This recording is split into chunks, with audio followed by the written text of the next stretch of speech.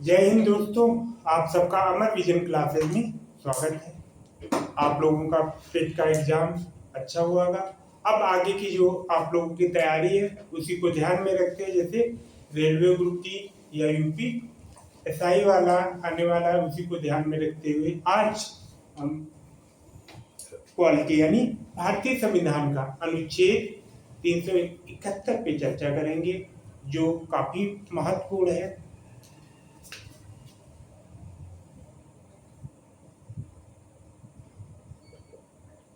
Article 371 mind map के माध्यम से आप लोगों को कुछ ट्रिक्स बताएंगे, जिसके माध्यम से आप लोग आसानी से सीख जाओ। ये जो है आर्टिकल सिंपल है। हमारा जो कॉन्स्टिट्यूशन है, हमारा जो संविधान है, उसको 2 वर्ष 11 माह 18 दिन लगे थे। और उस समय जो हमारे पास अनुच्छेद थे हमारे संविधान में 395 थे, और जो भाग थे कितने 22 थे, और जो अनुसूचियां थी 8 थी। तो उसी के हिसाब से जब 26 जनवरी 19 इस समय जब लागू हुआ था, उस समय की स्थिति है, उसी के हिसाब से ध्यान रखते हुए ये जो आर्टिकल है हमारे किसमें, जो हमारा पार्ट है, कौन सा भाग जो है हमारा कौन सा, यानी 21, जो हमारे संविधान का भाग है 21 में इस आर्टिकल का जिक्र किया गया है। और साथ में इसी आर्टिकल में ध्यान रखना 371 में ए से लेकर जेड तक किससे, जो हमारा आर्टिकल 368 है उसके माध्यम से संशोधन करने के माध्यम से इसमें काफी ये ज्वाइंट किए गए हैं। इनको ध्यान में रखते हुए आज चर्चा करते हैं। अब जैसे आर्टिकल जो है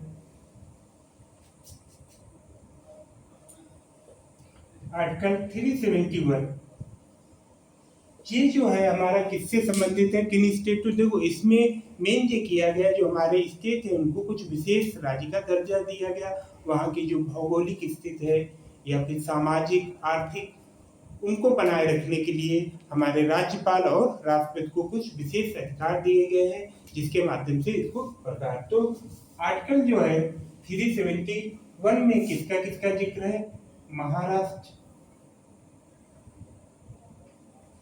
एवं गुजरात, यानी 2 स्टेटों का इसमें जिक्र किया गया। इसी हिसाब से अगला जो इसी में चर्चा करते हैं वो हमारा कौन सा होगा, आर्टिकल इसी में आर्टिकल 371 ए। अब ए पे चर्चा करते हैं, तो ए पे हम कहाँ चलेंगे, पूर्वी भारत में। जो हमारा उत्तर पूर्वी भारत है उसी का एक स्टेट है, उसका नाम क्या है हमारा,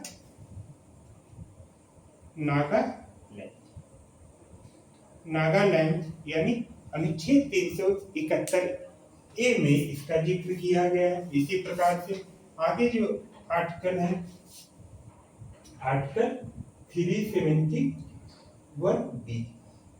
अब बी जो हम चलते हैं उसी में जो हमारा पूर्वी भारत का एक राज्य है, कौन सा राज्य है, जैसे आप लोग काफी असम राज्य को विशेष राज्य का दर्जा प्रदान किया गया है। इसी में आर्टिकल जो ध्यान रखो, फिर अनुच्छेद आर्टिकल 371 सी जो चलेगा वो हमारा किसका है, मणिपुर। तो अनुच्छेद जो है 371 सी है, ये कहां से संबंधित है, मणिपुर। इसी में एक विशेष ध्यान रखने की है, ध्यान ये देना है, जो आर्टिकल 371 डी और ई, ये जो आर्टिकल है 371 डी और ई है, ये किससे संबंधित है, हमारा आंध्र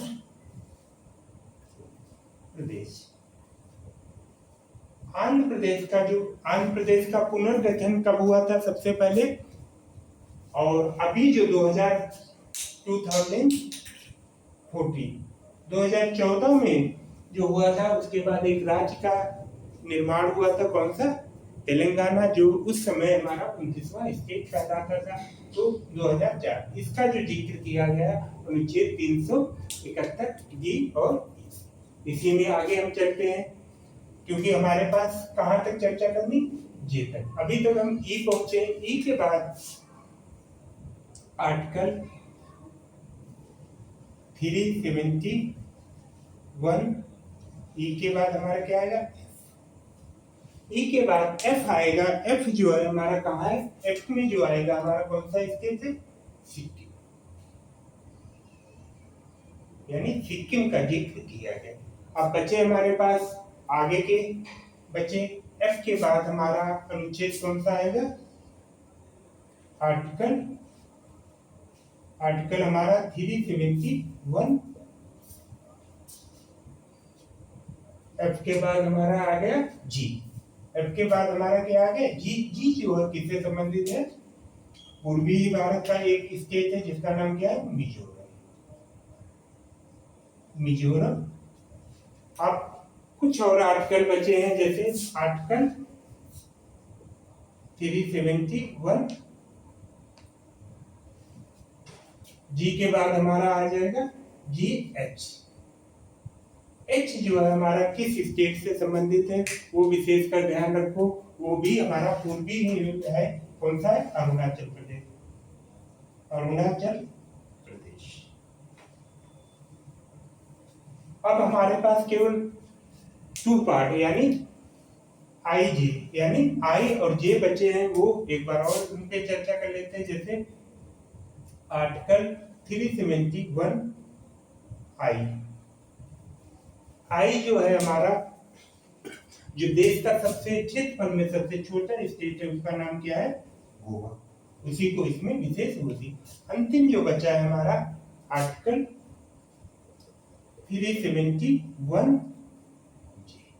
अंतिम जो बचा है जो इसका किसका है? जिक्र आपका कर्नाटक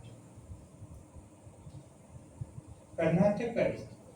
तो इस प्रकार से हमारा जो आर्टिकल 371 है, इस आर्टिकल के माध्यम से ये सारे स्टेटों को विशेष राज्य का दर्जा दिया गया। वहाँ की जो स्थिति है सांस्कृतिक या फिर आर्थिक या सामाजिक, उसको बरकरार रखने के लिए हमारे संविधान के माध्यम से राज्यपाल को और राष्ट्रपति को कुछ विशेष पावर दिए गए हैं, जिससे वो स्थिति बनी रहे। तो ये जो आर्टिकल है 371 काफी अक्सर सभी एग्जामों, अभी आपके जैसे रेलवे ग्रुप डी का हो गया या यूपीएसआई हो गया या पीसीएस का हो गया, जो भी एग्जाम है सभी में काफी महत्वपूर्ण रोल करते हैं। तो ये कुछ आपको लर्न करने के लिए सिंपल है, इसको आप लोग ध्यान से देखिए और माइंड में सेटअप कीजिए, अपने आप याद हो जाएगा। इसी के साथ विराम करते हैं। जय हिंद, जय भारत।